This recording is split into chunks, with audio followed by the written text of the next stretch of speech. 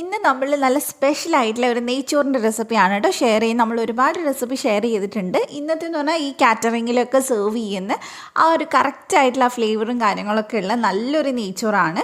അപ്പോൾ ഉണ്ടാക്കി നോക്കാം, നമുക്ക് എങ്ങനെയാണ് ചെയ്യുന്നത് നോക്കാം. അപ്പോൾ അതിനുവേണ്ടി ആദ്യം തന്നെ ഞാനിവിടെ ചെറിയ ജീരകശാല അരി ഉണ്ടല്ലോ, വളരെ കുഞ്ഞതായിട്ടുള്ള അരി, സാധാരണ നെയ്ച്ചോറിനും ബിരിയാണിക്കൊക്കെ എടുക്കുന്ന ആ അരിയാണ് എടുത്തിട്ടുള്ളത്. അപ്പോൾ അത് ഏത് ബ്രാൻഡ് വേണമെന്നൊന്നുമില്ല, നിങ്ങൾക്ക് ഏതാണോ അവൈലബിൾ ആയിട്ടുള്ള അത് എടുത്താൽ മതി. അപ്പോൾ ഞാനിവിടെ 3 കപ്പ് എടുക്കുന്നുണ്ട്. അപ്പോൾ 3 കപ്പിൻ്റെ അളവാണ് ഞാൻ കാണിക്കുന്നത്. അപ്പോൾ ഇതേ രീതിയിൽ ചെയ്യുകയാണെങ്കിൽ നമ്മൾ കല്യാണത്തിനൊക്കെ പോകുമ്പോൾ കിട്ടുന്ന ആ ഒരു സ്റ്റൈലിൽ തന്നെ നമുക്ക് കിട്ടും. അപ്പോൾ 3 കപ്പ് അരി ഞാൻ എടുത്തിട്ടുണ്ട്. അത് നന്നായിട്ട് കഴുകിയെടുക്കുക ഒരു 4-5 തവണ. അതിന് ശേഷം കുറച്ച് കൂടുതൽ വെള്ളം ഒഴിച്ചിട്ട് നമുക്കിതൊരു 15 മിനിറ്റ് ഒന്ന് സോക്ക് ചെയ്ത് വെക്കാം. അപ്പോൾ നമുക്ക് 15 മിനിറ്റ് ഇതവിടെ മാറ്റി വെക്കാം കേട്ടോ. നിർബന്ധമായിട്ട് 15 മിനിറ്റ് വെക്കണം, അതിൽ കൂടുതൽ വെക്കേണ്ട ആവശ്യമില്ല. പിന്നെ നമുക്ക് വേണ്ടത് എരിവിന് ആവശ്യത്തിന് പച്ചമുളക്, ഒരു കഷ്ണം ഇഞ്ചി, ഒരു 4-5 വെളുത്തുള്ളി, ഇതൊന്ന് ചതച്ച് മാറ്റി വെക്കുക. പച്ചമുളക് ഞാൻ നല്ല എരിവുള്ളതുകൊണ്ട് 2 എടുത്തിട്ടുള്ളൂ. അപ്പോൾ അത് ചതച്ചതിന് ശേഷം നമുക്കിനി അടുത്ത ഒരു സ്റ്റെപ്പ് ചെയ്യാം. അപ്പോൾ അടുത്തതെന്ന് പറഞ്ഞാൽ ഞാനിവിടെ കുറച്ച് ഓയിൽ ചൂടാൻ വെച്ചിട്ടുണ്ട്. അതിലേക്ക് ഒരു 1/4 കപ്പോളം അണ്ടിപ്പരിപ്പ് ഒന്ന് ചേർത്തിട്ട് ഫ്രൈ ചെയ്യുന്നുണ്ട്. നമ്മളിങ്ങനെ കാറ്ററിങ്ങിലൊക്കെ ചെയ്യുന്ന സമയത്ത് ഒരുപാട് അണ്ടിപ്പരിപ്പും മുന്തിരിയൊന്നും കിട്ടണമെന്നില്ല. വീട്ടിൽ ചെയ്യുന്ന സമയത്ത് നമുക്ക് ഇഷ്ടം പോലെ കൂട്ടുകയും കുറയ്ക്കുകയും ഒക്കെ ചെയ്യാം. പക്ഷേ കൂടുതലുണ്ടെങ്കിൽ നല്ല ടേസ്റ്റ് ആയിരിക്കും നെയ്ച്ചോറ് കഴിക്കുമ്പോൾ. അതുകൊണ്ട് ഞാൻ കുറച്ച് കൂടുതൽ എടുത്തതേ ഉള്ളൂ. അപ്പോൾ ഏകദേശം ഒരു 1/4 കപ്പ്, ഒരു 3 ടേബിൾ സ്പൂണൊക്കെ ഉണ്ടാവും. അത് നന്നായിട്ടൊന്ന് ഫ്രൈ ചെയ്തിട്ട് നമുക്കതെടുത്ത് മാറ്റാം, കരിഞ്ഞു പോകരുത്. അപ്പോൾ അത് മാറ്റിയതിന് ശേഷം നമുക്ക് ഇതിലേക്ക് അതേപോലെ തന്നെ മുന്തിരിയാണ് ചേർത്ത് കൊടുക്കാനുള്ളത്. അത് ഞാൻ ഏകദേശം ഒരു 3 ടേബിൾ സ്പൂൺ തന്നെ ചേർത്ത് കൊടുക്കുന്നുണ്ട്. അപ്പോൾ അതും കൂടി ചേർത്തിട്ട് നമുക്ക് നന്നായിട്ടൊന്ന് ഫ്രൈ ചെയ്തെടുക്കാം. അപ്പോൾ അത് നമുക്ക് നന്നായിട്ടൊന്ന് മിക്സ് ചെയ്ത് കൊടുക്കാം. നന്നായിട്ട് പഫായിട്ട് വരുന്ന സമയത്ത്, നന്നായിട്ട് പൊങ്ങി വരുന്ന സമയത്ത് നമുക്കിതെടുത്ത് മാറ്റാം. അപ്പോൾ ഇതിവിടെ റെഡി ആയിട്ടുണ്ട് കേട്ടോ. നമ്മളിനി എണ്ണയിൽ നിന്ന് എടുത്ത് മാറ്റാണ്. ഇനി നമുക്ക് ചെയ്യാനുള്ളത് സവാളയൊന്ന് ഫ്രൈ ചെയ്തെടുക്കുക എന്നുള്ളതാണ് കേട്ടോ. അപ്പോൾ ഇതെടുത്ത് മാറ്റിയതിന് ശേഷം നമുക്ക് ഇതിനകത്തോട്ട് നല്ല നൈസായിട്ട് കട്ട് ചെയ്തിട്ടുള്ള സവാളയാണ് ചേർത്ത് കൊടുക്കാനുള്ളത്. അപ്പോൾ ഞാൻ 2 സവാളയാണ് എടുത്തിട്ടുള്ളത്. ഒരുപാട് വലുപ്പമുള്ള സവാളയാണെങ്കിൽ 1.5 മതി. ഒരു ചെറിയ 2 സവാള നല്ല തിന്നായിട്ട് സ്ലൈസ് ചെയ്തെടുത്തതാണിത്. അപ്പോൾ ഇത് നമുക്ക് കുറച്ചായിട്ട് ഒന്ന് ഫ്രൈ ചെയ്തെടുക്കാം. ഞാൻ 2 ബാച്ചായിട്ട് ഫ്രൈ ചെയ്തെടുക്കുക ചെയ്യുന്നത്. അപ്പോൾ ഫ്രൈ ചെയ്യുമ്പോൾ നമ്മൾ ഇതിൻ്റെ അടുത്ത് തന്നെ നിൽക്കുക, മാറി നിന്ന് കഴിഞ്ഞാൽ പെട്ടെന്ന് കരിഞ്ഞു പോകും. കാരണം കരിഞ്ഞു കഴിഞ്ഞാൽ കയ്പ്പ് ടേസ്റ്റും വരും കേട്ടോ. അപ്പോൾ അതുകൊണ്ട് ഒരു ലൈറ്റ് ബ്രൗൺ കളർ ആവുന്നവരെ ചെയ്താൽ മതി. പിന്നെ നമ്മൾ എടുത്ത് പുറത്ത് വെക്കുന്ന സമയത്ത് നല്ലോണം ഡാർക്കാവും. അപ്പോൾ നന്നായിട്ട് നമുക്കൊന്ന് ഫ്രൈ ചെയ്തേ ഈ ഒരു പരുവത്തിൽ ഫ്രൈ ചെയ്തെടുത്താൽ മതി. പുറത്ത് വെക്കുമ്പോൾ ഇത് കുറച്ചും കൂടെ ഒന്ന് കറുത്ത കളറിലേക്ക് മാറും. അപ്പോൾ ഇതേപോലെ 2 ബാച്ച് ഫ്രൈ ചെയ്ത് മാറ്റുക. അപ്പോൾ ഇന്ന് നമ്മൾ നെയ്ച്ചോറ് ഉണ്ടാക്കുന്നത് ഈ ഒരു പോട്ടിലാണ് കേട്ടോ. ഇൻഡ്യൂസ് വാലി എന്ന് പറഞ്ഞിട്ടുള്ള ഹെൽത്തി കുക്ക്വെയർ ബ്രാൻഡായിട്ടുള്ള അവരുടെ പോട്ടാണിത്. അപ്പോൾ അവരുടെ തന്നെയാണ് ഞാൻ കൂടുതലും എല്ലാ പാത്രങ്ങളും യൂസ് ചെയ്യുന്നത്. നിങ്ങൾക്ക് കാണുമ്പോൾ തന്നെ അറിയാം, ഞാൻ ഒരുപാട് വീഡിയോസിൽ കാണിച്ചിട്ടുണ്ട്. അപ്പോൾ ഇത് ഞാൻ പുതിയതായിട്ട് വാങ്ങിച്ചിട്ടുള്ളതാണ്. 4 ലിറ്റർ കപ്പാസിറ്റി വരുന്നതാണ് കേട്ടോ. ബിരിയാണി ഉണ്ടാക്കാനും നെയ്ച്ചോറ് ഉണ്ടാക്കാനും ചിക്കൻ കറി ഉണ്ടാക്കാനും ഒക്കെ നല്ലതാണ്. കാരണം ഇതിൻ്റെ ആ ഒരു അടിയൊക്കെ നല്ല തിക്നെസ്സൊക്കെ ഉള്ളത് കൊണ്ട് തന്നെ അങ്ങനെ പെട്ടെന്ന് അടിയിൽ ഒട്ടിപ്പിടിക്കുക, ഫുഡ് അങ്ങനെ ഇതായി പോകുന്നില്ല, കരിഞ്ഞു പോകുന്നുമില്ല. അതുപോലെ തന്നെ നമുക്ക് ഒരുപാട് ഓയിലും വേണ്ട ഇതിൽ ചെയ്യാനായിട്ട്. കുറഞ്ഞ ഓയിലിൽ തന്നെ നമുക്ക് വളരെ പെട്ടെന്ന് ചെയ്തെടുക്കാൻ പറ്റും. നല്ല അടി കട്ടിയുള്ളത് കൊണ്ട് തന്നെ ഒരുപാട് കുക്കിംഗ് ടൈം വേണ്ട, പെട്ടെന്ന് റെഡി ആയിട്ട് കിട്ടും. അപ്പം നിങ്ങൾക്ക് ഇത് വാങ്ങിക്കാൻ താല്പര്യം ഉണ്ടെങ്കിൽ ഇപ്പം നല്ല ഓഫേഴ്സ് നടക്കുന്നുണ്ട് അവരുടെ സൈറ്റിൽ. അപ്പോൾ നിങ്ങളൊന്ന് ചെക്ക് ചെയ്ത് നോക്കുക, ഡിസ്ക്രിപ്ഷനിൽ ഉണ്ടാവും അതിൻ്റെ ലിങ്ക്.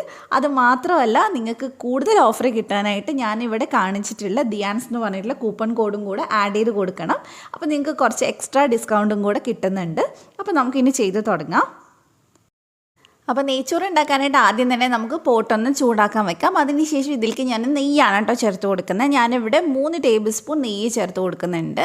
അപ്പോൾ നിങ്ങൾക്ക് കുറയ്ക്കണമെങ്കിൽ കുറയ്ക്കാം, പക്ഷേ ഇത്രയും ഉണ്ടെങ്കിലാണ് കുറച്ചുകൂടെ ആ ഒരു കറക്റ്റ് ഫ്ലേവറും കാര്യങ്ങളൊക്കെ കിട്ടുക. പിന്നെ ഞാൻ ഇതിനകത്തോട്ട് 1 സ്പൂണ് സൺഫ്ലവർ ഓയിലും കൂടെ ഒഴിച്ചു കൊടുത്തിട്ടുണ്ട്. വെളിച്ചെണ്ണ ആയാലും കുഴപ്പമൊന്നുമില്ല.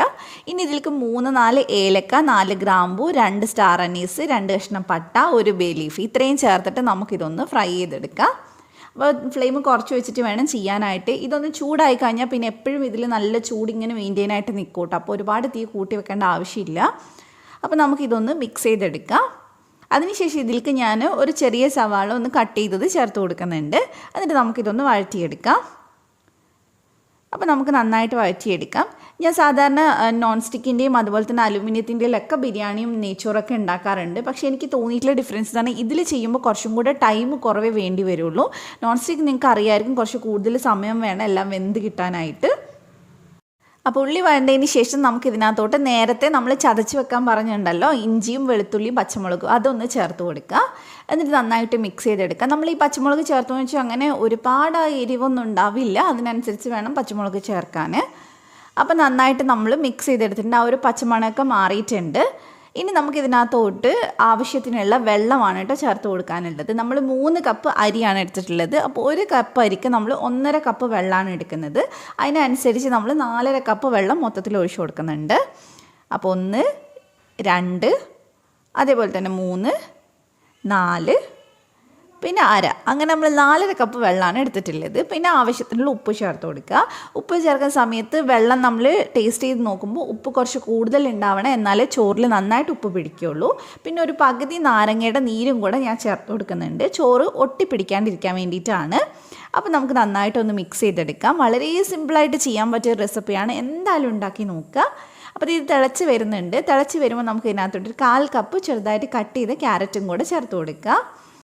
എന്നിട്ട് വെള്ളം നന്നായിട്ട് വെട്ടി തിളക്കുന്ന സമയത്ത് നമുക്ക് ഇതിനകത്തോട്ട് വെള്ളം മുഴുവനായിട്ട് ഊറ്റി വെച്ചിട്ടുള്ള അരി ചേർത്ത് കൊടുക്കുക. അരി നമ്മൾ 15 മിനിറ്റ് കുതിർത്തിയിട്ടാണ് ചേർത്തിട്ടുള്ളത്. ഇനി നന്നായിട്ടൊന്ന് മിക്സ് ചെയ്തെടുക്കുക. ഫ്ലെയിം ഇപ്പം നല്ല കൂട്ടിയിട്ട് വേണം ഉണ്ടാവാനായിട്ട്. എന്നിട്ട് ഇതൊന്ന് നന്നായിട്ട് വീണ്ടും തിളച്ച് തുടങ്ങണം. ആ സമയത്ത് ഫ്ലെയിം ഏറ്റവും ലോയിൽ വെക്കുക. എന്നിട്ട് നമ്മൾ അടച്ച് വെച്ചിട്ടാണ് ഇത് വേവിച്ചെടുക്കുന്നത്. ഇടയ്ക്ക് 1-2 തവണ മാത്രം ഇതൊന്ന് ഇളക്കിയിട്ട് കൊടുത്താൽ മതി. ഒരുപാട് തവണ ഇളക്കിയാൽ കുഴഞ്ഞു പോവും. അപ്പോൾ ഞാൻ ഇടയ്ക്ക് 1 തവണ മാത്രമേ ഇളക്കിയിട്ടുള്ളൂ. ഇപ്പോൾ വെള്ളമൊക്കെ അത്യാവശ്യം വറ്റി വന്നിട്ടുണ്ട്. നമുക്കിതൊന്ന് ഇളക്കി നോക്കാം. അപ്പോൾ നമ്മുടെ വെള്ളമൊക്കെ വറ്റിയിട്ടുണ്ട്, അടിയിലൊന്നും പിടിച്ചിട്ടൊന്നുമില്ല, ചോറ് നന്നായിട്ട് വെന്തിട്ടുണ്ട്. ഇനി ജസ്റ്റ് ഒന്ന് അടിയൊന്ന് ഇളക്കിയിട്ട് കൊടുത്തിട്ട് ഒന്ന് ലെവൽ ചെയ്ത് കൊടുക്കുക. നമ്മൾ ഓൾറെഡി ഫ്രൈ ചെയ്ത് വെച്ചിട്ടുള്ള ഉള്ളിയും അതുപോലെ തന്നെ നട്ട്സൊക്കെ ഉണ്ടല്ലോ, അതൊക്കെ നമുക്ക് ഇതിൻ്റെ മേലെ വെച്ചിട്ട് ജസ്റ്റ് ഒന്ന് ദം ചെയ്തെടുക്കുക.